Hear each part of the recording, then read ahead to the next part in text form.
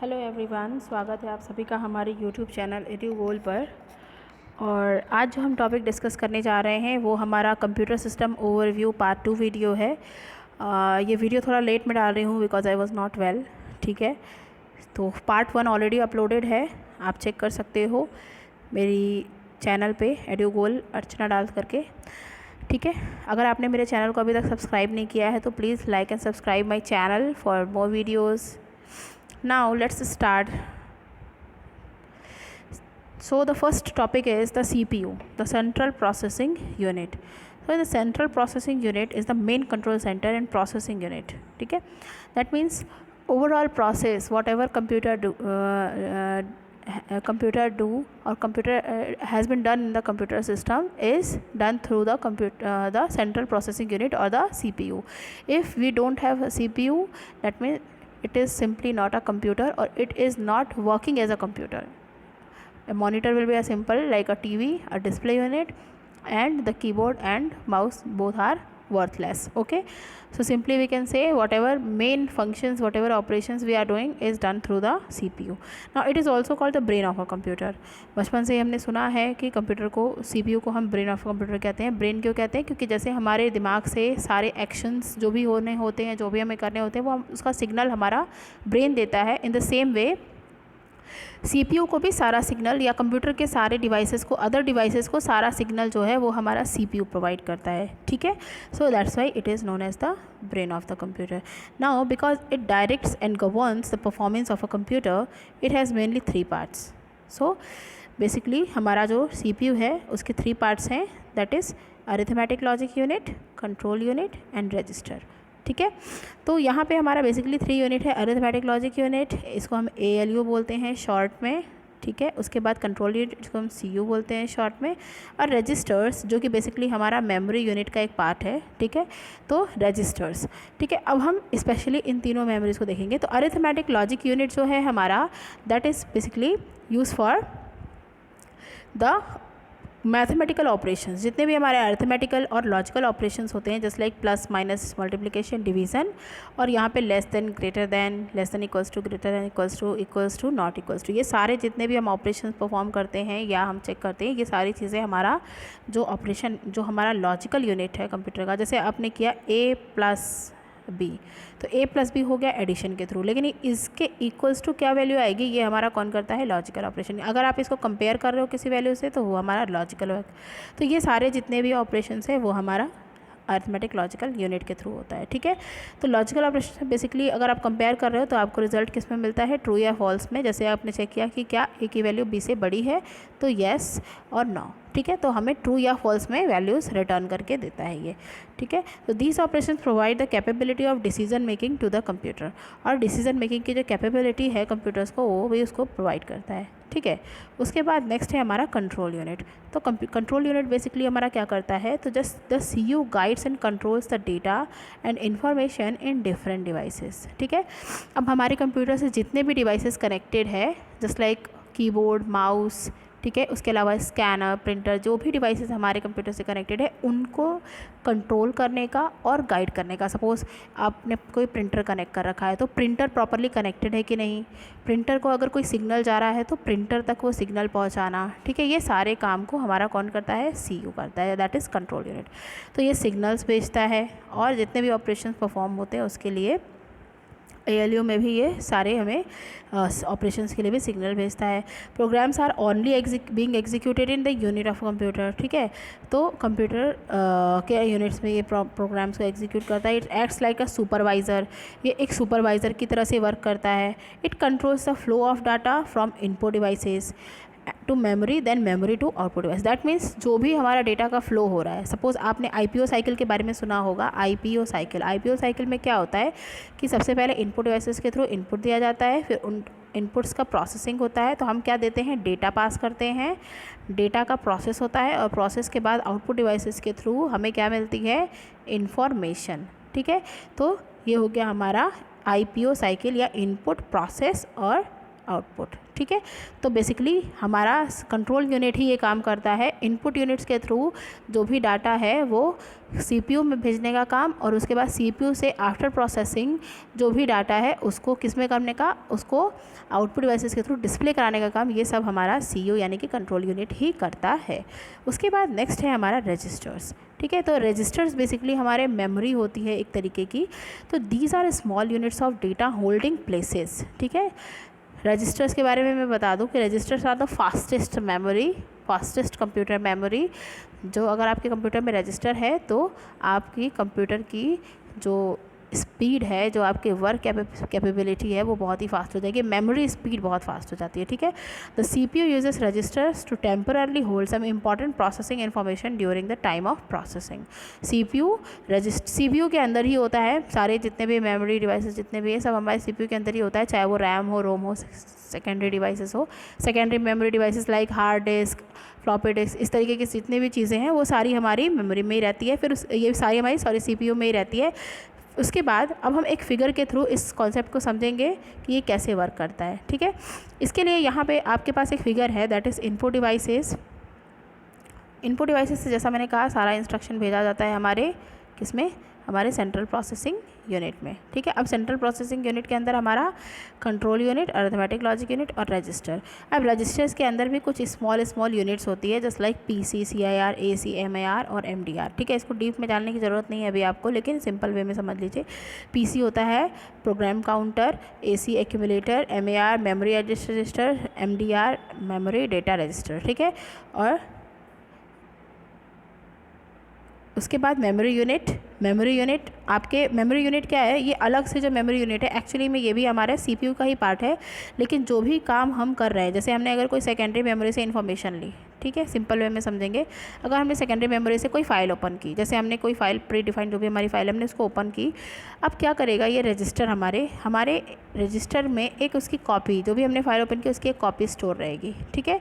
और जब तक हम उस ऐप पे काम कर रहे हैं, जब भी हम उसको मिनिमाइज़ करते हैं, हम मैक्सिमाइज़ करते हैं, हम उसको उस फाइल को उस जगह पे हमें मिलती है, जितना भी हमने वर्क किया हमें मिलती है, ठीक है। तो सपोज़ आपने अब इस पर्टिकुलर फाइल को क्लोज़ करके या मिनिमाइज़ करके आपने कोई दूसरा काम करना शुरू कर दिया, ठीक है। तो रजिस्टर में उसकी एक कॉपी स्टोर है, तो इसी वजह से हम जब भी उसको मैक्सिमाइज़ वे में करते हैं तो उसका हम इजीली ओपन कर पाते हैं। या रजिस्टर को एक और वे में समझेंगे कि कई बार ऐसा होता है कि रीसेंट जितने भी फाइल्स हमने ओपन किए होते हैं वो रीसेंट फाइल्स हमारी रीसेंट प्लेसेस में हम देख पाते हैं। तो रीसेंट प्लेसेस यानी कि उसकी एक कॉपी कहीं ना कहीं कुछ टाइम के लिए क्या होती है, हमारे रजिस्टर्स में स्टोर रहती है, कि बार बार हमें उस पूरे एप्लीकेशन को ओपन करके और उसको हमें ओपन करके और फिर उस फाइल तक जाना ना पड़े।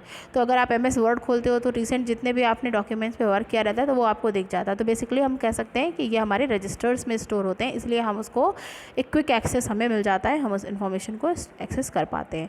और फिर उसके बाद जब ये पूरा प्रोसेस हो जाता है तो आउटपुट डिवाइसेस के थ्रू हमें आउटपुट मिल जाता है, ठीक है। उसके बाद एक मेमोरी हायरार्की देखेंगे। यहाँ पे मेमोरी हायरार्की है बेसिकली हमारी दो अलग अलग सेक्शंस में। आप यहाँ पे देख रहे हैं low cost high disk storage capacity and low access time, ये दो अलग अलग चीज़ें हैं।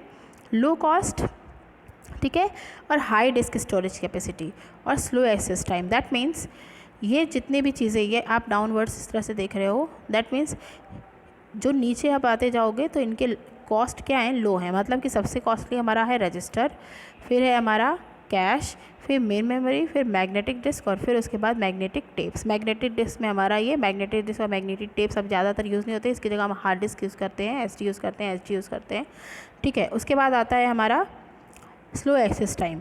अब जितना नीचे जाओगे आप उतना ही उसकी एक्सेस टाइम भी बहुत ज़्यादा स्लो हो जाएगी। मतलब अगर आपके कंप्यूटर में रजिस्टर है तो बहुत ही फास्ट वर्किंग होगा, और अगर कैश मेमोरी है तो थोड़ा सा और स्लो हो जाएगा। मेन मेमोरी से ही वर्क कर रहे हो तो और स्लो हो जाएगा। मतलब आपको कोई फाइल खोलने में, वहाँ तक पहुँचने में, उसमें वर्क करने में, सेव करने में बहुत टाइम लगेगा, ठीक है।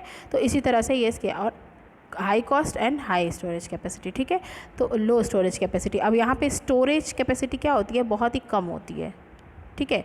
इसकी स्टोरेज कैपेसिटी क्या है, सबसे कम हम रजिस्टर्स में होती है स्टोरेज कैपेसिटी, मतलब स्टोर बहुत कम ही इन्फॉर्मेशन को कर सकते हैं, कुछ सेलेक्टेड इन्फॉर्मेशन कोई, जैसे मैंने कहा रीसेंट फाइल्स, तो रीसेंट फाइल क्या है, हमारी जितने भी एप्लीकेशन पे हमने रिसेंटली वर्क किया उसके रीसेंट फाइल्स उसमें स्टोर है, तो वो क्या हो गया हमारा एक तरीके से उसमें तो सिंगल 1 2 फाइल 4 फाइल हमारी स्टोर होगी, बाकी उसकी स्टोरेज कैपेसिटी क्या होती है, बहुत ही कम होती है। ठीक है, सपोज़ अगर आप हार्ड डिस्क यूज़ करते हो, आप 1 TB का हार्ड डिस्क यूज़ करते हो, लेकिन रैम जब आप यूज़ करते हो तो 2 GB का 4 GB का ही रैम यूज़ करते हो। क्यों?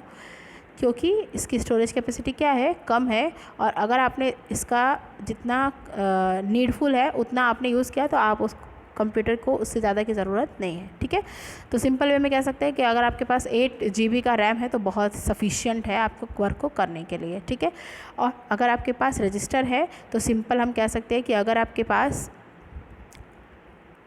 1 KB का या 1 बाइट का या 4 बाइट का समथिंग रजिस्टर है तो भी इट्स ऑल राइट। ठीक है, तो मतलब एग्जैक्टली उसका साइज़ नहीं मैं बता पाऊँगी, लेकिन रजिस्टर्स हमारे बहुत ही छोटे स्टोरेज कैपेसिटी के साथ आते हैं। ठीक है, उसके बाद नेक्स्ट है मेन मेमोरी। ठीक है, तो मेन मेमोरी आपको पता ही होगा कि main memory basically divided into 2 parts, एक होता है हमारा रैंडम एक्सेस मेमोरी और दूसरा होता है हमारा रीड ऑनली मेमोरी। ठीक है, तो रैम और रोम में अब मैं यहाँ पे आपको कुछ बेसिक फ़र्क्स बताने वाली हूँ, कुछ चीज़ें बताने वाली हूँ। ठीक है, तो आप ध्यान से देखेंगे इसको। रैम में it is also known as primary memory. ठीक है, प्राइमरी मेमोरी का पार्ट है तो इसको हम प्राइमरी मेमोरी भी बोलते हैं। ठीक है, उसके बाद each memory location has a unique memory address. अब यहाँ पे हर मेमोरी के लिए एक स्पेसिफिक अलग मेमोरी एड्रेस होता है। सपोज़ जैसे एक एग्जांपल, सिंपल एग्जांपल समझते हैं, ये कोई कॉलोनी है, कॉलोनी में 10 अगर घर है तो सबके एक स्पेसिफिक हाउस नंबर्स होते हैं। ठीक है, अलग अलग सबके हाउस नंबर्स है, तो हम इस हाउस नंबर से इस कॉलोनी में जिसमें भी जाना चाहें हम उसमें जा सकते हैं ईज़िली, और यहाँ से अगर हमें किसी को बुलाना है तो हम इजीली उसको बुला भी सकते हैं। ठीक है, आपको मतलब ढूंढने में दिक्कत नहीं होगी, आप इजीली उसको एक्सेस कर सकते हो, कहने का मतलब। ठीक है, तो इसीलिए यहाँ पे भी सेम वही कॉन्सेप्ट है, मेमोरी में भी आपके हर मेमोरी का एक स्पेसिफिक मेमोरी एड्रेस होता है। सपोज़ 1021 1022 इस तरह से सबका एक मेमोरी एड्रेस है, तो जब भी हमें इनको एक्सेस करना होता है हम इससे एक्सेस कर सकते हैं। उसके बाद when the power goes off everything in the RAM gets erased and can not be recalled. ठीक है, जब भी लाइट कट जाती है या पावर ऑफ हो जाता है, सपोज़ आप अगर अनब्रेकेबल पावर सप्लाई यानी कि UPS यूज़ नहीं करते हो और आपका इन्फॉर्मेशन क्या हो जाएगा, वहाँ उस टाइम पे लॉस्ट हो जाएगा इन्फॉर्मेशन। ठीक है, जो भी इन्फॉर्मेशन रैम में होगी। ठीक है, कई बार आपने देखा होगा, सपोज़ आप कंप्यूटर लैब वगैरह में आप काम कर रहे हो, अचानक से आपका सिस्टम बंद हो गया। अब आप जिस भी फाइल पे करंटली वर्क कर रहे थे वो फाइल आपकी क्या हो गई, वहाँ से गायब हो गई, तो आप परेशान हो जाते हो कि मैम ये सारा कुछ जो भी मैंने किया था वर्क वो चला गया, या सर जो भी हमने किया था वो चला गया। तो इस ऐसा क्यों होता है, बिकॉज आपने जो आपकी जो इन्फॉर्मेशन है या आपको जो भी एप्लीकेशन है, जिस भी एप्लीकेशन पे आप काम कर रहे थे, यानी कि जो राइट नाउ करेंटली जिस भी प्रोसेस पे हम काम कर रहे होते हैं वो हमारी कौन सी मेमोरी में होता है, रैम में होता है। ठीक है, तो जिस भी एप्लीकेशन को आप ओपन करके उस पर काम कर रहे होते हो तो वो हमारे रैम में होता है। आजकल हम फ़ोन में भी रैम यूज़ करते हैं, तो फ़ोन में भी अलग अलग रैम होता है। ठीक है, उसके बाद it stores data in random manner, so it is called as random access memory. Random access memory का क्या मतलब है, रैंडम एक्सेस मेमोरी मतलब सपोज़ आपके पास यहाँ पे 10 अलग अलग एड्रेसेस है। ठीक है, तो ये ज़रूरी नहीं है कि सीक्वेंशली, मतलब आपने फर्स्ट पे गए, फिर 2 पे गए, फिर 3 पे गए, कि 4 पे गए। ठीक है, आपका कभी भी, जैसे ये अगर ये वाला मेमोरी फ्री है तो कंप्यूटर ने क्या किया, इसी को कॉल कर लिया। अगर ये वाला मेमोरी फ्री है तो कंप्यूटर ने इसी को कॉल कर लिया। जब ये वाला फ्री होगा तो हमने इसको कॉल कर लिया। ठीक है, तो जब हमें जो भी मेमोरी हमें रिसेंटली फ्री मिला होगा हम उसको क्या कर सकते हैं, उस पर ईजिली अपना इन्फॉर्मेशन को हम स्टोर कर सकते हैं। ठीक है, यहाँ पे कुछ सिंपल यूनिट्स है हमारे कंप्यूटर मेमोरी मेजरमेंट्स के। 1 बिट सिंपली एक बाइनरी डिजिट होता है। ठीक है, 1 बिट और 0 बिट दो होते हैं हमारे, तो 0 और 1 के फॉर्म में होता है, तो ये सिंपल एक बाइनरी डिजिट है। उसके बाद आता है हमारा 4 बिट्स, इसमें नहीं दिया हुआ है लेकिन आपको मैं बता देती हूँ। 4 बिट्स इज इक्वल टू होता है 1 निबल। ठीक है, 4 bits is equal to 1 nibble. ठीक है, उसके बाद है 8 bits. 8 bits is equal to 1 byte, 1024 byte is equal to 1 kilobyte. अब ये सेम उसी तरह से जैसे जैसे मेमोरी की साइज़ बढ़ेगी आप समझ लीजिए 1024 किलो बाइट का मतलब 1 मेगाबाइट, मेगाबाइट के बाद आता है gigabyte, terabyte, petabyte, exabyte, zettabyte, yottabyte. अब ये योटाबाइट तक हम जानते थे, अभी ये नए दो हैं ब्रॉन्टो और जियोप, ठीक है। तो ये बेसिकली हमारा पहले पेटाबाइट तक इन्वेंशन हुआ, पेटाबाइट तक की मेमोरी साइज़ हम यूज़ कर सकते थे। उसके बाद हम ईटाबाइट, एक्साबाइट, जेटाबाइट, योटाबाइट, ब्रॉन्टोबाइट और जियोबाइट, अब हम इतने मेमोरी लोकेशन मेमोरी एड्रेसेस को यूज़ कर सकते हैं। उसके बाद नेक्स्ट आते हैं हम रीड ऑनली मेमोरी पे। रीड ऑनली मेमोरी में क्या है, it performs the read operations only, ठीक है।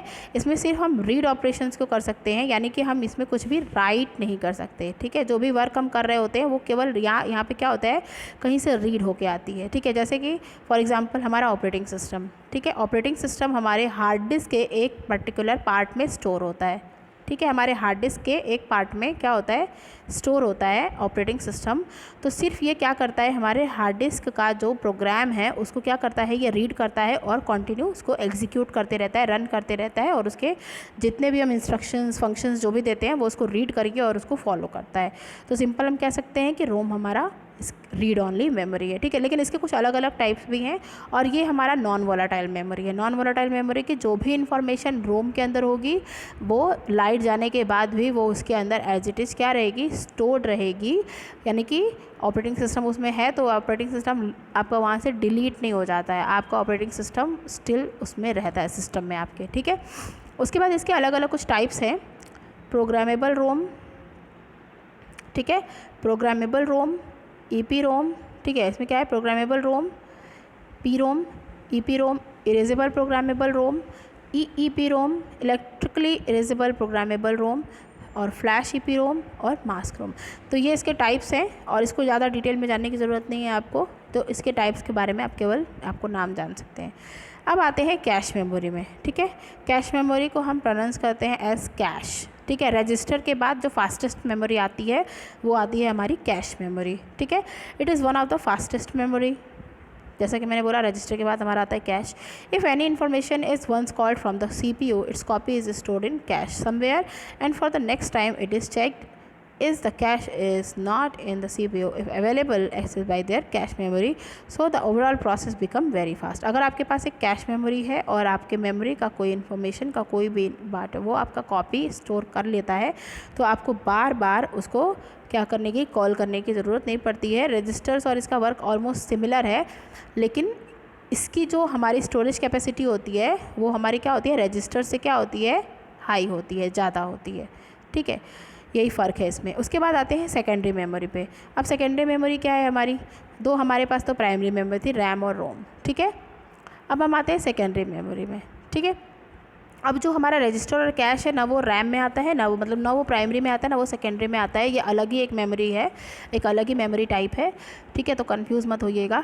अब आते हैं हम नेक्स्ट पे सेकेंडरी मेमोरी। अब प्राइमरी मेमोरी सफिशिएंट नहीं है इन्फॉर्मेशन को स्टोर करने के लिए, क्योंकि ये बहुत ही कॉस्टली आती है और इसकी जो स्टोरेज कैपेसिटी है वो भी बहुत कम है। तो अगर आप किसी फाइल को लंबे समय के लिए परमानेंट बेसिस पे स्टोर करना चाहते हो तो उसके लिए we need a secondary memory, ठीक है।